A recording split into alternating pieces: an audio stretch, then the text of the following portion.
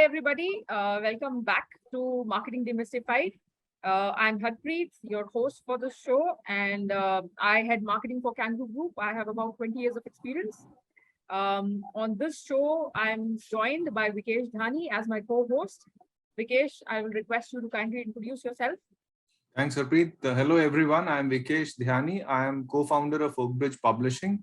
I'm a publisher and a marketer. I've worked with organizations like McGraw-Hill, Pearson, and LexisNexis before, across diverse roles in sales and marketing.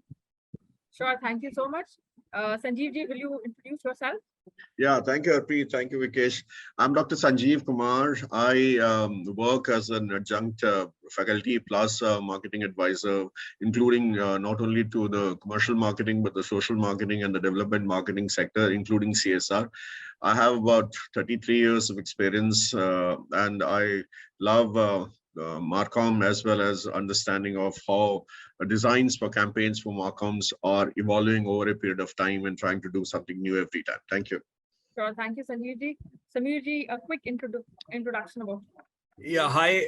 Good evening, everyone. My name is Samir. I work on board of directors for India's largest PR firm, Factors PR. I've been in this business for 2.5 decades, and I've managed multiple brands over the last 2.5 decades in public relations. Sure, great. So welcome to the show. And the topic for today's discussion is PR. So I'll start with Sanjeev ji. Sanjeev ji, we spoke about Markham as a strategy. In this particular discussion, we will focus on one element of Markham, which is PR. So for the audience, I will request you to enlighten us as to what do we understand by particularly PR and PR as an element of Markham, how important it is. Thank you, Harpreet. I think taking a larger view of Markham, Markham has huge number of elements or components by which it achieves this objective in terms of synthesizing its messages, branding, as well as connection with the audience to achieve its objective, which they're doing. One of the major interesting strategic elements for Markham is PR.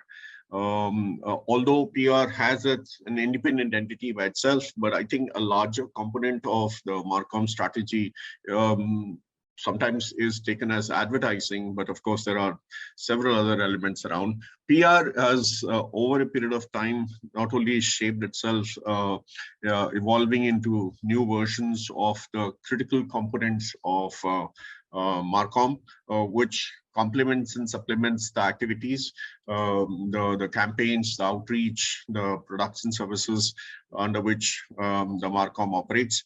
But I think overall, traditionally, as PR has been understood, has dramatically and drastically changed in recent times, especially with the digital transition and transformation. It has taken a much larger, deeper role in several categories. I mean, I can easily think in terms of course, the corporate communication, the political communication, as well as, of course, the marketing communication, where PR has played a very significant role. And sometimes, you know, the crisis communication, sometimes the companies, the products get into interestingly critical and sometimes reactive crisis communication, where PR has played a very, very significant role. Sure. So if I were to ask you that, how do you differentiate between Markham and PR? Like, PR is a part of Markham, right? It's a very important element where you are, if I were to talk about verbatim, Markham is marketing communication. PR is your public relations. How you are communicating the message to public at large. It could be advertisement, it could be through your, your ads in a print media, or your articles, or how you want to establish your thought leadership. Like one of the examples in the previous episodes, the Samir ji was talking about two LinkedIn CEOs communicating internally. That is also, but using a public platform is also PR. But if I were to ask you, how do you differentiate between both of them? Is there any differentiation between the two, or is there a thin line which we walk? Well, yeah, that's a very interesting question, and a lot of people ask and sometimes confused about that. I see it in my particular way. Markham, the audience, the critical audience, the key audience is people. The buyer, the user, the target audience. In this case, in the public relations case, the key audience is primarily media. How do we reach out to media channels, journalists, influencers, and other interlocutors, so to say, maybe through which then we reach out to the larger public audience around. I think that also defines how the PR campaign, PR engagement, PR language, and PR overall construct is not only designed and implemented, but also measured around. So I see that as one of the basic differentiation between who is my primary audience as far as Markham is concerned, and who is my primary audience as far as PR is concerned. So if I understood correctly, Markham is about reaching your buyers, reaching your channel partners, reaching your internal consumers, which are your employees, reaching your consumers, your customers, whereas PR is primarily reaching out to media, journalists, media, public eye, and then eventually using that as a medium, not only as a target audience, but using that as a medium to eventually reach to your end consumer. Absolutely. And I think that's a very interesting two-step theory, if you remember. How do we work it around? Because it's very important. The keyword there is image. Samir is a better person to handle that part of the story. At the end of the day, the product, the service, the company, the branding, the strategy, how do we create that image? How do we create that connect?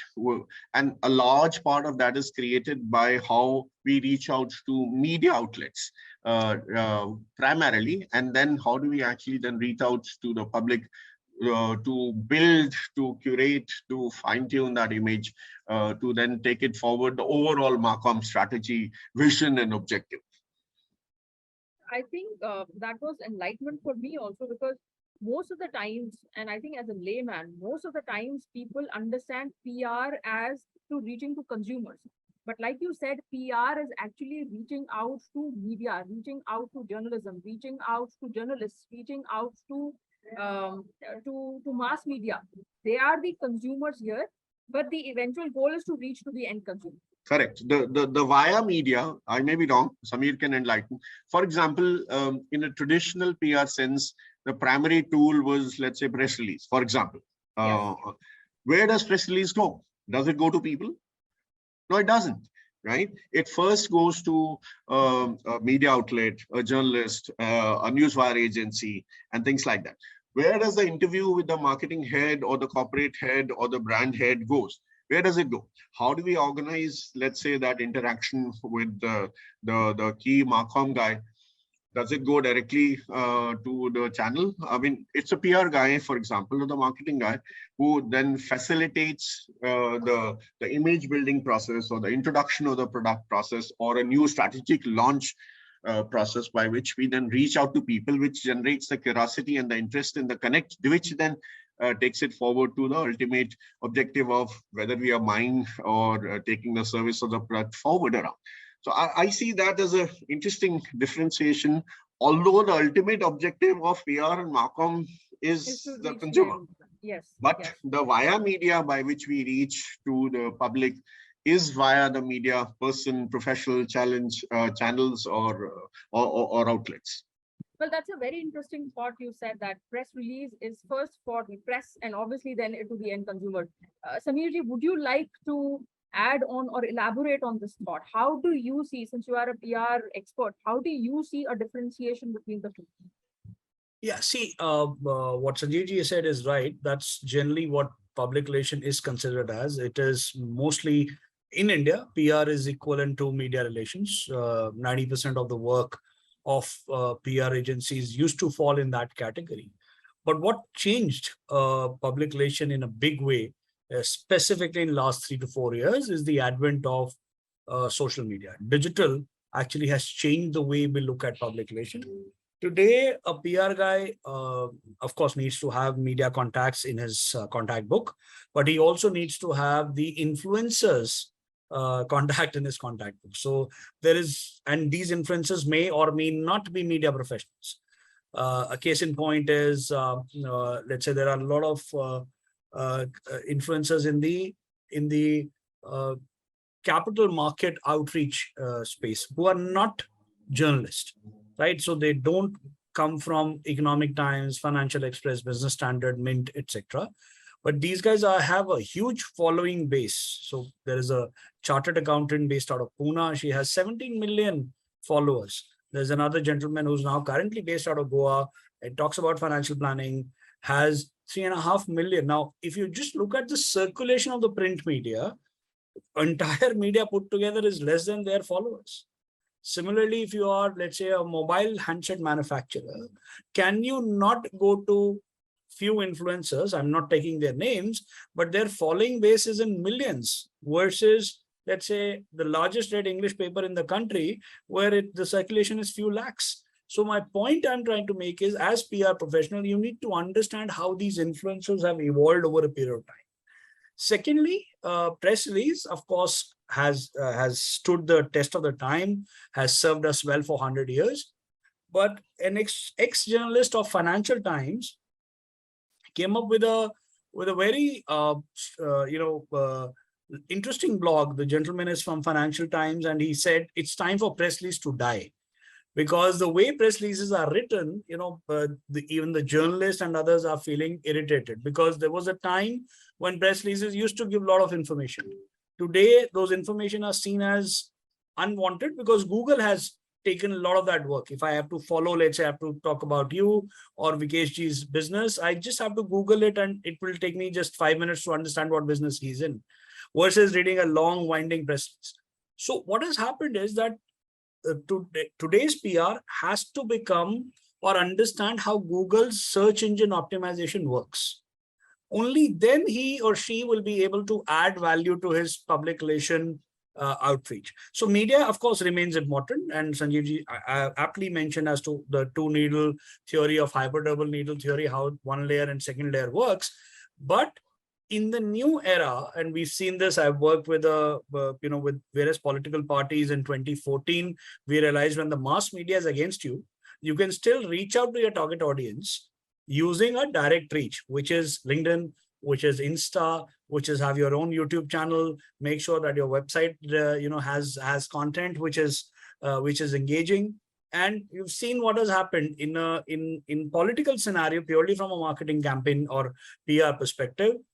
India never had, prior to the 30 years, a single majority party winning the elections. 272 was the benchmark.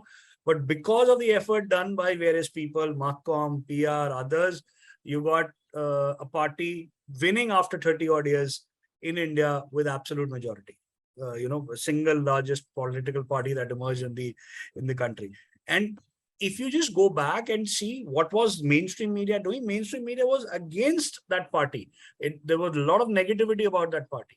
Yet the chief of that party and the party itself made sure that they reached out to the target audience using various forms of PR. So one, we had something called the grassroots PR, which had a campaign called Chai Pe Charcha. Then we have multiple other elements. And of course, there were advertising elements around it, but primarily it's a PR. It's a public relation outreach that helped. So if you look at the advantage, because you asked a question, what is the advantage of public relation and how does it differ from Markham?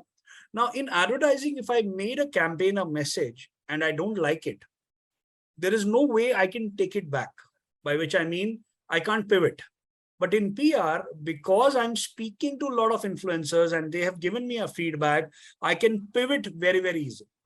So if you recall two of the such large exercise done by two various political leaders in our country today, one said that one of the element is because he wants to take away the black money from the system. The entire campaign or the hypothesis of campaign didn't hold up. And suddenly the image said, oh, see how many shell companies have shifted or have shut down. Now that's because of the PR element that is there. Similarly, another tall political leader claimed that because of doing an odd even in a particular state, I can reduce pollution. Nothing happened. But then you can shift the, in 14 days, you can say, no, I can, this was not to reduce pollution because pollution has multiple factors. This was to decongest the state road because the state is already congested with a lot of vehicular traffic. Now, PR allows you to, to pivot, to maneuver, to change things. Advertising can't, by which I mean, once your campaign is run, you just can't take it away, right? So if the Bollywood guys say we don't promote a particular gutka, but the campaign is on, it will run its course for 3 months, 4 months, or whatever media planning has been done for that time, right? So public relation, like Sanjeevji said, is mostly seen as media relations, but it has over the years has evolved. Everyone, CXOs, politicians, and the biggest difference, Harpreet, in this is advertising can work without a spokesperson. Right? I just have a product and I don't need anyone to just say anything about it. It will work. Public relation cannot work without a spokesperson. You need to have someone to, it can be the CMO, it can be the CEO, it can be the HR head, it can be anyone, but you need a person, a voice. And unlike advertising, product is not the hero, it's the person who is the hero in PR. That's the fundamental difference between public relation and marketing or marketing.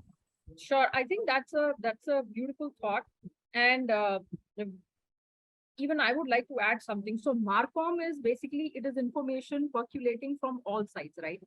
So for example, me and Vikesh, we are doing this program. Ji. I'll take this example. Ji. Now marketing, we don't have a PR, we don't have a spokesperson, we don't have press releases, we don't go into mass media, but just using marketing communication through LinkedIn, we are spreading the message. Correct. Now, if I were to take example of political parties, all of them have spokesperson. So if I were to say it in this way, that PR is more structured, PR is more, I think structured is a word, more structured in a particular manner. You need a spokesperson, you will curate a message, you will frame what you want to say, and then you release it to the media. Whereas Markham, it could be percolating the message at all angles, from all sides. So it could be use of social media, it could be through product communication, it could be through branding, it could be through mass media, it could be anything. And one more thing that if I may add here, Sameerji, building further on what you mentioned, I think especially with the digital and social media, you can also measure the tonality of the communication, which gives you a very distinct edge. As you said that, you can pivot your communication, you could, maneuver around, you can learn from, what's happening. I think, this is precisely what one of the parties, did in the past. They were able to measure the tonality and see how many people were in support of them. And hence they did not really care about what the mainstream media was talking about, because they knew that, the large set of masses were in sync with what they were trying to accomplish. So that's what I thought I'll share. Sure. So if I were to ask Sameerji, if you can elaborate in the traditional PR, now, like you said, in past 3, 4, 5, or 6 years, the entire PR domain has also shifted because there is digital media. You don't need a structured press release. It could go through LinkedIn, it could go through Facebook, it could go through any way. It just has to reach to the end consumer. Right. But going to what Sanjeevji said, that when the audience is your media. So if you can elaborate on what are the elements or what is the entire process for a traditional press release which comes into play. For example, there is a noting. So let's say there is a product release. So like there is a noting which comes into play, then it goes to the press. If you can just quickly maybe give us some pointers as to how the process happens. So the first process from a PR standpoint is making of a press release, which has 7 different elements in it. So anyone who's making a press release, let's say a startup company or a freelancer wants to make a press release, the biggest part of that is getting a headline correct, right? And if you get your headline correct and you get your first para, which is called the lead para, that's where the entire 5 Ws and 1 H needs to be answered. And it has to be answered in a way that writing is crisp, it flows. Again, borrowing something that Sanjeevji said in the first part, storytelling is told in that. That's where most of the journalists just skim through. Now, just look at, if let's say you are an editor, Harpreet or Vikeshji is an editor, you will get minimum of 500 to 600 press releases in a day. You don't have time to go through the entire press release. The the editor is going to look at the headline and the lead para. Now, if your headline and lead para hooks him on, the story is told right up there, you will see the press release seeing the light of the day. Else the press release will go into the, what we call it as something to be deleted on receipt kind of a mode. So what happens is you need to understand what will make that story as a PR professional. And these 7 elements of headline, lead para, CEO quote, boilerplate, all these are elements that are needed for any PR professional to understand how a good press release really works. And once you do that, the second part of that is, again, the journalist, the second process is you send it to journalist, and there is a cycle. In the traditional route, there was a cycle that it used to happen. Media in India is divided into, news media in India is divided into 4 major subsects. One is called, what we call it as the wires. So the wires is called, let's say, the Press Trust of India. PTI is a wire. Reuters is a wire, right? These are always on 24/7 kind of stuff. Then you have the print part of media, which is, the Times of India, Hindustan Times, Amar Ujala, Punjab Kesari. That element comes in there. The third is the television media, which is more audiovisual in nature. And the fourth of that is something called the online media. So all these main media also have their online subsets. So you have a Times of India online.com, you have an economictimes.com, livemint.com, so on and so forth. So there are, the online part of it. And the fifth element that has now emerged is something called your own assets, social media assets, which means Twitter, which means Facebook, which means LinkedIn, which means Insta. These are the 4 ones that are being used. And there, of course, Quora, there is Pinterest, and there are other elements that comes into, but these 6 or 7 they form the bulk of the overall media spaces. Now, media is also getting divided into sub-segment. Again, one of the media is called paid media, which means advertising or advertorial. I can pay, let's say, Times of India in Delhi Times will give me that space, and that's a paid form of it. The other is called the owned media, which is my own media, my website, my social media assets like my LinkedIn, the example that you gave, which is your own LinkedIn, Vikesh's LinkedIn. That's where you can talk anything that you want to talk about, which is on the owned side. And the third is called the earned media. Let's say someone likes this 1.5 hour session and tries to put it across, let's say, on Times of India or on Hindustan Times. That's where the earned media will come into play. Of course, they will not run the entire 1.5 hours that we've spoken about, but they will minimize it, put it in a crux, and then push it in. And then there is something called a shared media, which means if, let's say, me and Sanjeev ji have interacted with you and Vikesh today, and I share whatever you are going to share on your platform, I can easily put a click button called RSS, and I can share it on my LinkedIn as well. Now, your post has now been shared on my thing.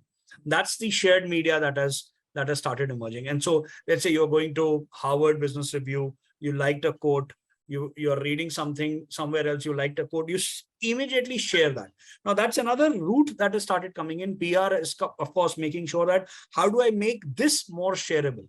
The word used in marketing is called viral, and I really don't like people when they say कि यार एक viral कुछ बना दे. Viral बनता नहीं, viral होता है, right? And that, you can't make something viral. It has to have multiple elements that come in. And so is true with press release. You make a press release in such a way that media finds it interesting to pick it up and share it or put it on their platform. That's what a simple process of a press release is. And like Vikesh said, while we can't measure it on the print side as to how many eyeballs I've gathered, but on the online space, it is much easier to understand the eyeballs, the link, the link through that has happened, number of people who have come to your website, and in case backlinks are given on those platforms, onto your website, then you can measure that as well. Measurability on social media and digital has improved phenomenally, something that we as marketers or PR professionals were shying off. आप हमसे पूछते कि how do you measure success? Or we'll give you all kind of things, but there was no single unit that said, okay, this is what will measure success. But easier for sales, because sales guys can say, okay, this much sales I've done. But now with social media and digital media, measurability is something that is coming in a big way. Engagement ratio, number of click-throughs, all those things are coming in a much better way. And that's why PR and marketing professionals are encouraging this more than, let's say, the print side. The traditional media. Right. Yeah. So that was enlightening, Sameerji. You talked about 4 kinds of media: paid media, owned media, earned media, and shared media, right? Ji. Earned media is when you produce very good quality content. Somebody wants to show that. That's right. Shared media again is when you produce very good quality content. Correct. Paid media is very expensive. What we That's have right. seen, the traditional media is very expensive. Now, if it was a startup, that is a question which I have. If it was a startup, everybody wants to do PR, right? Everybody wants to engage in Markham. But if it's a startup who is running on bootstrap budget, how does a firm of that stature engage into PR? Because Markham, so sabhi ke liye chahiye. I mean, Markham is a necessity for everybody, right? They would want to communicate their brand proposition. They would want to communicate their product proposition. How does a startup, or even if it's not a startup, how does a traditional brand who does not believe in PR, who does not believe in Markham, but they still want to communicate the message, how does that happen? So yeah, so what is good is that first thing is that you need to work on your company's message. The first thing you have to do is, when you come up with a PR strategy, is to decide what message you want to convey to your target audience, right? Secondly, don't assume that media will write about you, that just because you have created a product and media is going to write about you. So there is a need to understand, there is a humility which comes a long way in dealing with media and building a reputation about something. And hence there is a need to reach out to journalists who write on your sector, right? Again, when I say reach out to journalists, is don't stalk them. Don't bombard them with messages or press releases. They will get irritated, right? They are a different animal altogether. So a lot of startup firms have started building that relationship with the journalist in a way that they reach out to them, contact them through professional channels, right? Unless and until you build a relationship, like you've done or Vikesh has done, you made a small group, you've asked, can we meet at this time, etc. Rather than just picking up a phone and started talking, hey, I have a 5:30 event, why don't you come? That professionalism needs to be shown to those journalists as well. That's the only thing. Vikesh is smiling. So, and then also, you need to send tailored pitches to journalists. It doesn't mean that, say, Economic Times will have a different journalist, Times of India will have a different journalist. You just can't send the same mail to all of them saying, hey, this is my product and that is it. You need to think what is the best angle to pitch to that journalist or that story media outlet. And once you figure that out, then you tailor your pitch. What happens is, and what kind of irritates the journalist today is that we just mass market all of them. There's a one mail that we made and we just write all their names and just send it to them, not realizing whether they are whether they are writing on that subject or not. So that brings to the next point, to the startups or people who want to use PR. Don't approach the media without researching about it. If the journalist is not writing on that subject, please don't approach it, right? And keep up to date with the news in your industry. So case in point is, now today you want to talk about a technology which is, let's say, Web 3.0 or the metaverse. But metaverse was something that was being done last year in October when Facebook changed the name. And that's when the thing was kind of catching on, or crypto or blockchain. Your fintech is into it, absolutely. But then you have to wait for the thing or an event to occur so that so that the journalist figures out that it is relevant to him. And don't take rejections personally. I get rejected out of 10 pitches that I make, probably 8 of them get rejected. Only 2 of them are accepted, right? And therefore, you don't need to be rude or push back too hard. Over a time, you can turn a no into a yes. Wait for the development in the industry to happen, right? And also, what I've seen is when we pitch to media, specifically these startups, they assume that they are speaking to friends. Don't assume that. Nothing is off the record to Indian media, nothing, right? So whatever you say, even about you or your competition, just make sure that you assume that everything is on the record. So those are some of this. I've given 6 or 7 of them, but those are some of the tools that anyone can do PR. It's not rocket science. As I mentioned earlier, I'm not from a PR background. I've not done any learnings in PR. I'm an engineer with a marketing or a finance background and shifted to PR altogether. If I can do it, I think anyone can do it, because I was the last guy who I thought that I will land up in public relation, but here I am doing pretty okay for myself. Just to add 2 small little points, I think very important what Samir actually touched upon. Media relations is a reciprocal relationship. Please do not assume that hamara chapa, humne diya, it's crazy, it's interesting, it's outstanding, it's something which needs to be brought it out, and that's why you must do it. When I need you, I am at you. When they need you, I'm absent. That will kill the relationship. The word there is nurture. You have to nurture that relationship, and it has to be a two-way relationship. And we forget that. And sometimes, we did a lot of work with PR with district information officers, plus PR guys, plus the corporate guys. When we need them to publish them, they reach out. When we ask them for certain information or certain other backgrounder or other clarifications, the phone is silent. That will kill the relationship every time for the future. And that's something where you have to be respectful to the person who is actually reading, probably publishing, and even the person who is clarifying is actually taken interest to ask you, come back to you to say, okay, I want a little bit more, which actually means that you have a much better chance of getting published or probably, be visible. So I think that mutual respect. Second, I think very interesting part in general for the media relationship is deadlines.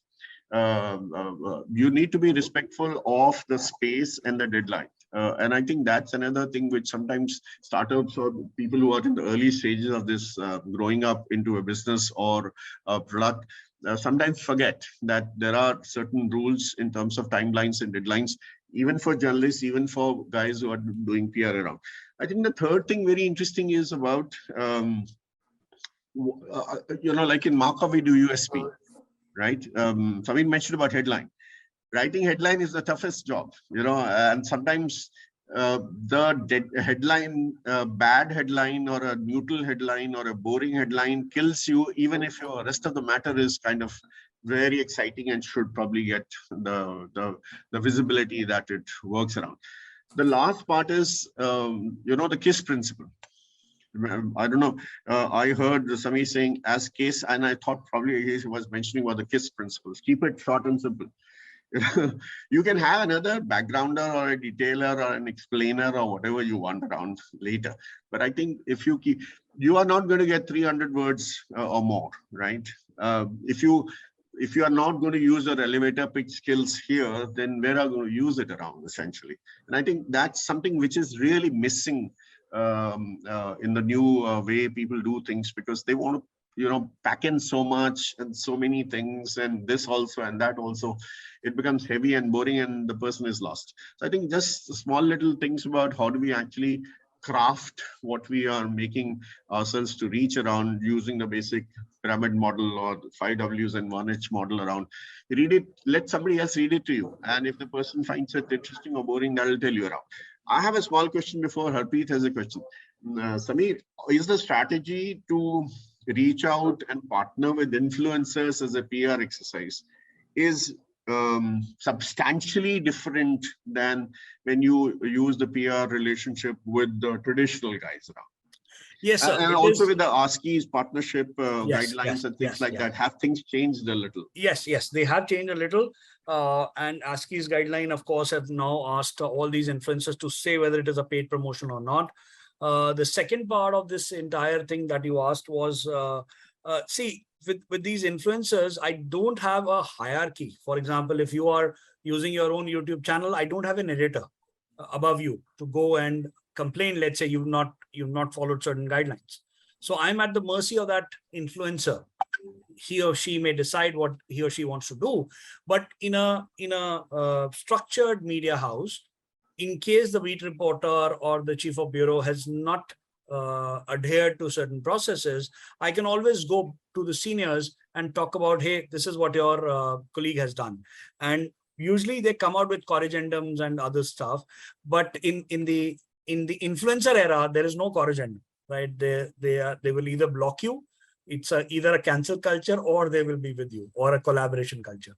So they will not have any such. So that's something that PR guys have to be very, very aware and understand that. So therefore you have to, you have to measure twice, cut once, the old format. You need to be sure that what you are sending to the influencer doesn't have any error, because he's not going to change a single bit of it after that. Okay, interesting.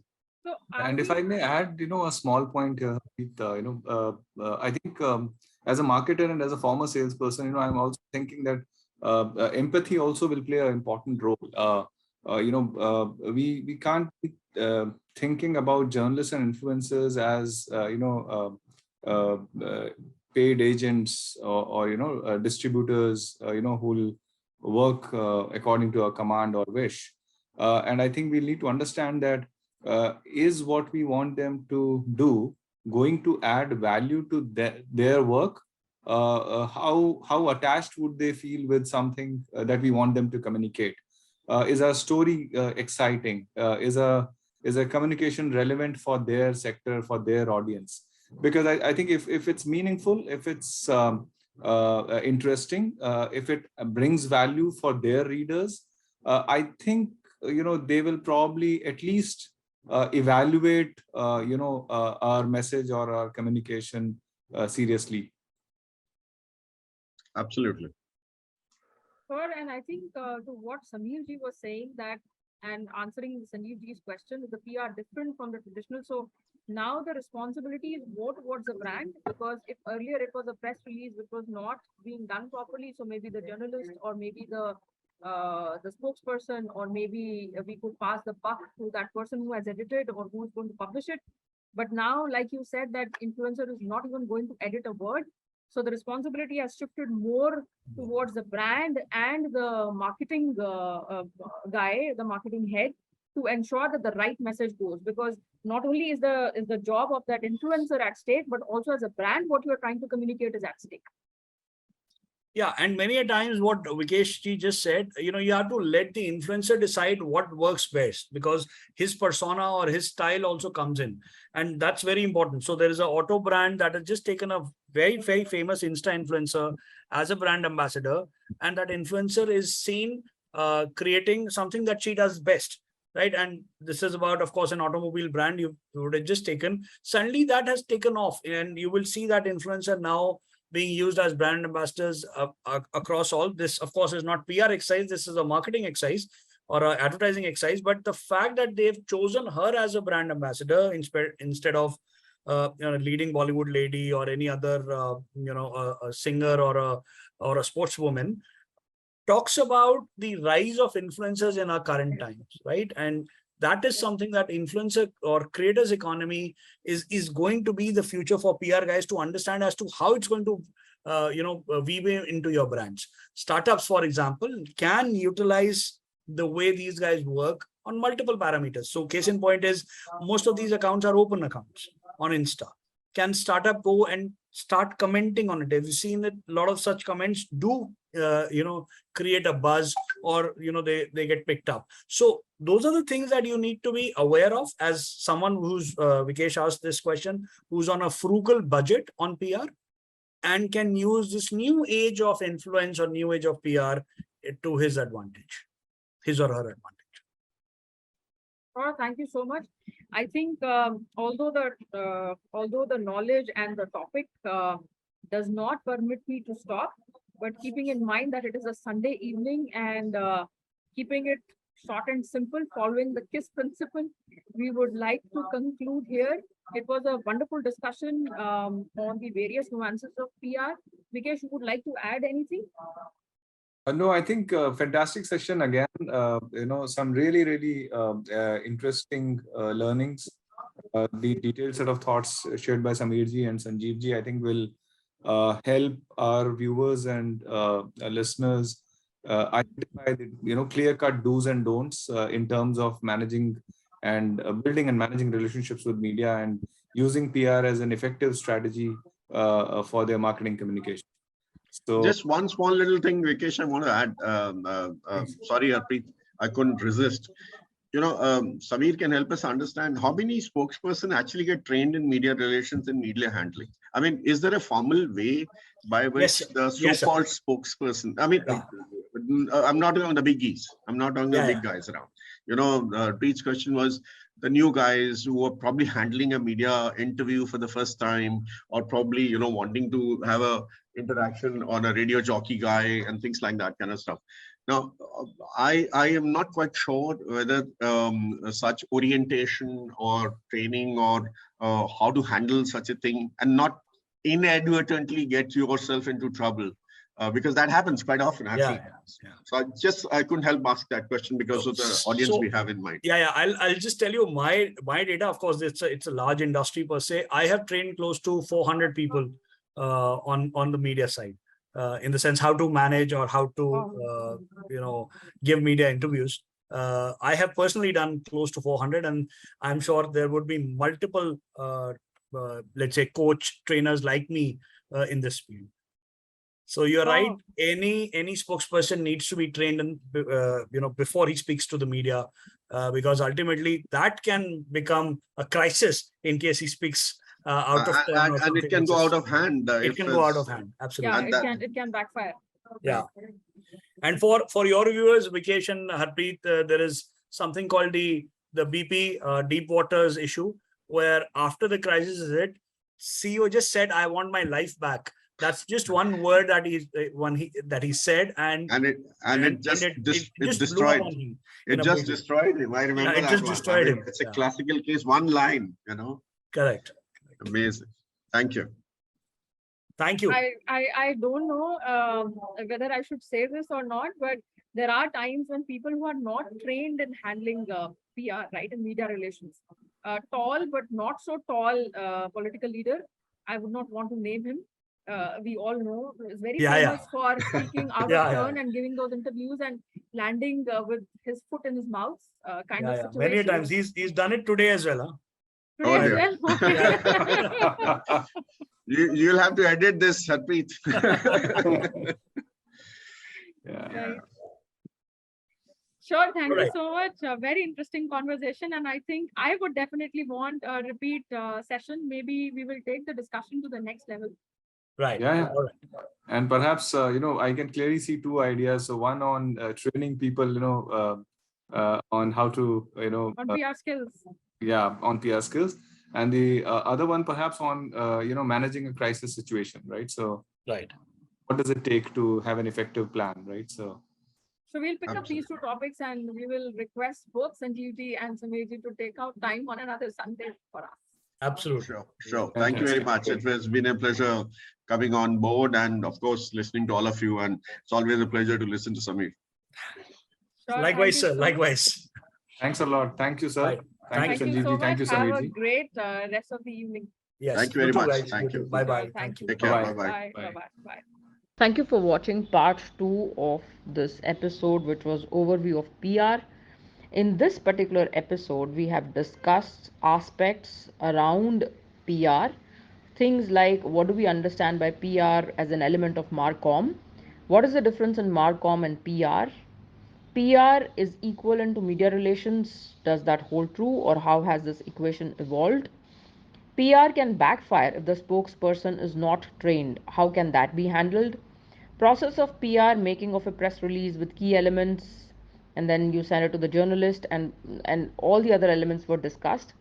What are the 4 major subsets of media: wire, print media, TV, online media, and how can these be managed in the overall PR gamut of things? Paid media or earned media or owned media, what is the difference and how can that be used effectively? For effective press coverage, it is very important to reach out to journalists who write about your sector. If you need to send sectored or rather tailored pitches to get effective coverage, then so be it. And then we also looked at, for startups, what could be a good effective PR strategy. Thank you for watching. And in case you liked this episode, do stay tuned in for more episodes on different nuances of marketing at Marketing Demystified. And do like, share, and comment for better reach and for benefit of wider audience. Thanks.